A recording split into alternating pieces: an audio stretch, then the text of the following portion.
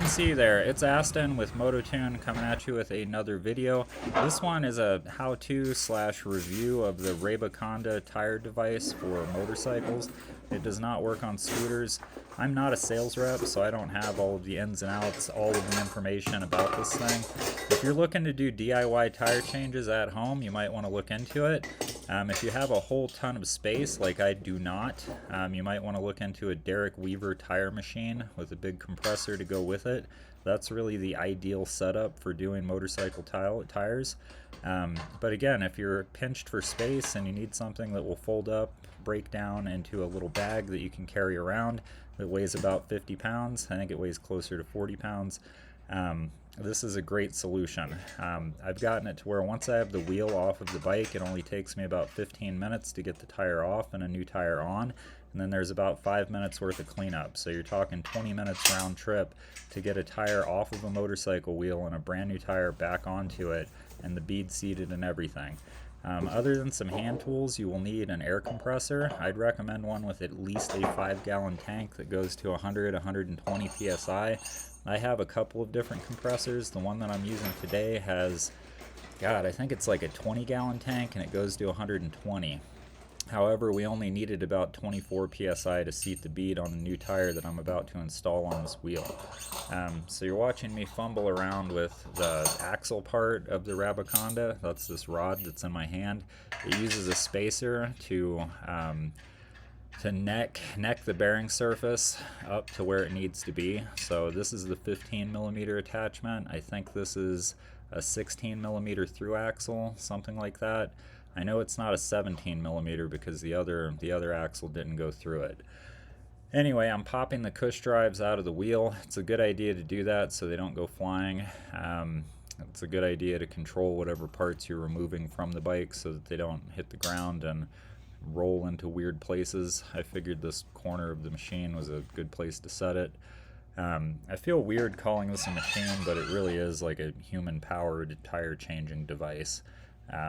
It relies on leverage and clever design to do a job that usually you need like a $2,000 machine to do.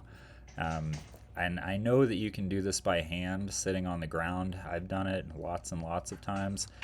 That gets really, really old really, really fast. And I know that there are also other tire changing devices on the market that cost less than the Rabaconda. I really don't care. As you can see in the background, there are 2 race bikes, a couple of sport bikes. I'm pretty cost insensitive when it comes to the price of tools, especially because I'm in the industry.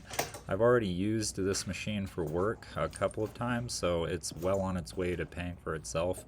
And with the cost, so what they're getting to change a tire, if you bring a tire and wheel to a motorcycle shop, it can cost you up to $60 a tire to have that tire mounted on that wheel.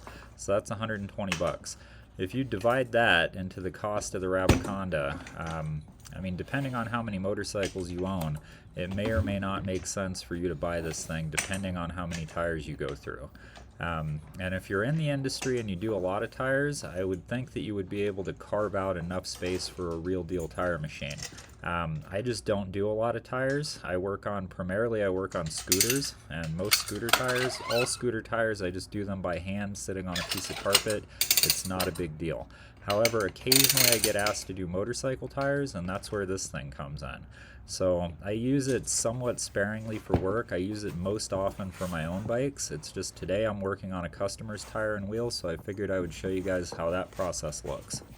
Breaking the bead is pretty self-explanatory. You saw me do that in the video a couple seconds ago. Here you can see I have the duck head, which is that ratcheting mechanism with the black piece of plastic mounted around the wheel. Once you have that mounted, it's a good idea to hit the tire with a little bit of lube, hit the rim with a little bit of lube.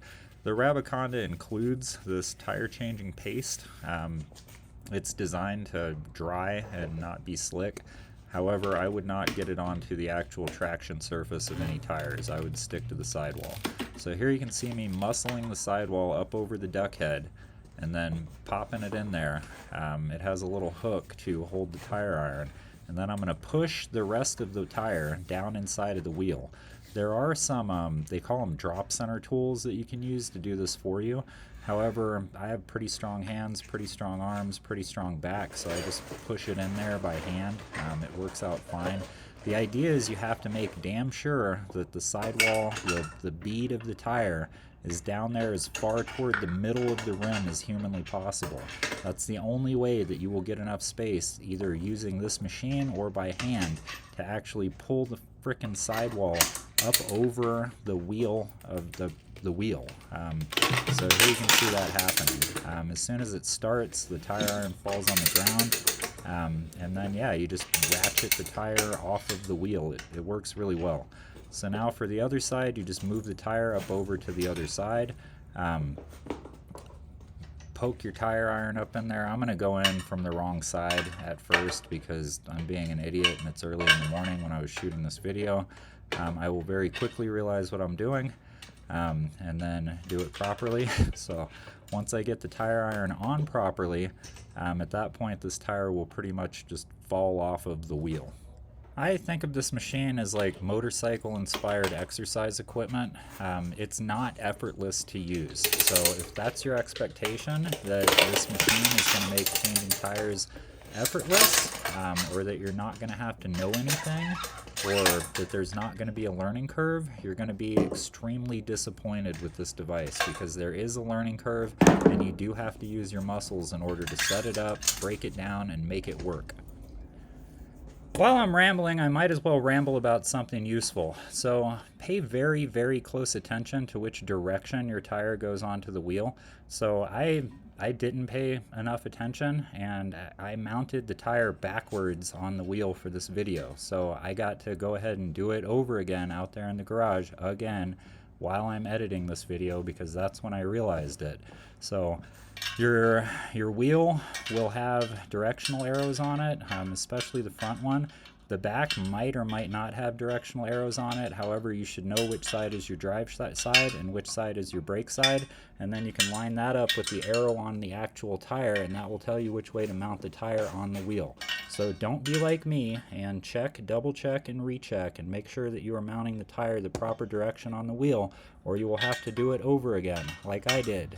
You also get to watch me struggle mightily with this valve stem. So I'm used to working on metric stuff, and this was a valve stem that I bought from Advanced Auto Parts, and it actually bolts on, screws on. It uses a standard size Allen key, which I had to go dig through this bit kit in order to find one. Eventually I did find one, and I did work out how to tighten this valve stem, but in the meantime you're going to have to watch me struggle with it. The good news about having to redo the tire is I actually filmed myself doing it the second time. Start to finish took me a whopping 10 minutes to get the new tire off, flipped, and then back on and aired up with the bead seated and the valve stem all back together.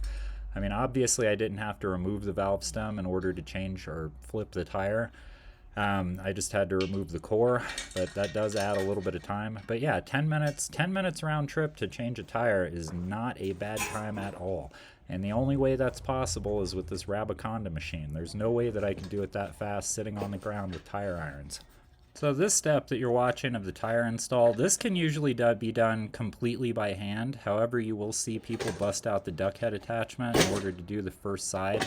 I didn't have to do that with this tire and wheel, even though it did fit pretty tight. Once you have the first side on, then the next step is to fit the duck head to the side that we're actually going to fit to the wheel. So you just work the duck head down there onto the top of the rim of the wheel. Rim and wheel are not the same words, even though we'll often use them interchangeably. Kind of like nut and bolt, you'll hear people use those interchangeably too. It's hard to use exactly the right word 100% of the time. Even if you're autistic as all hell, it can be difficult to do that. Next step is apply some lube to the sidewall of the tire. I always throw a little bit of extra lube on the duck head of the ratcheting mechanism.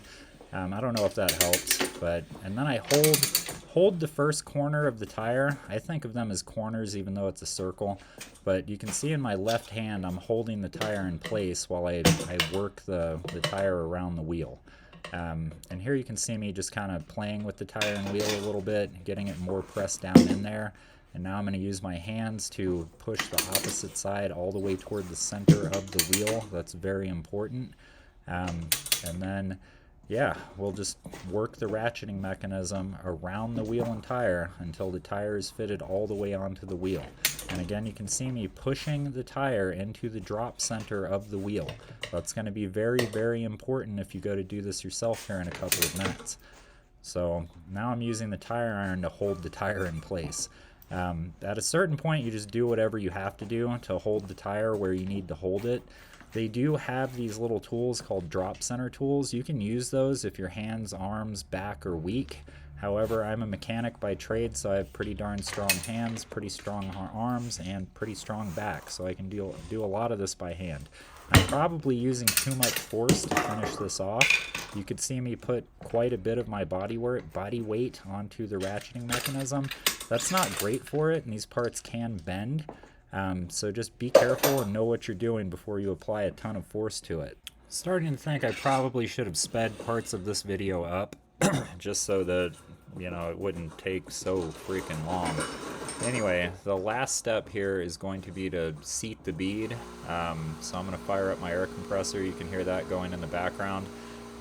Sometimes if your tire fits against the wheel pretty tightly, it might not take hardly any force or any pressure to seat the bead on both sides. However, if you have a wheel or tire fitment issue, you might have to use a lot more pressure than I'm using here. So I just started the compressor a couple minutes ago. It's probably up to like 40 or 50 psi.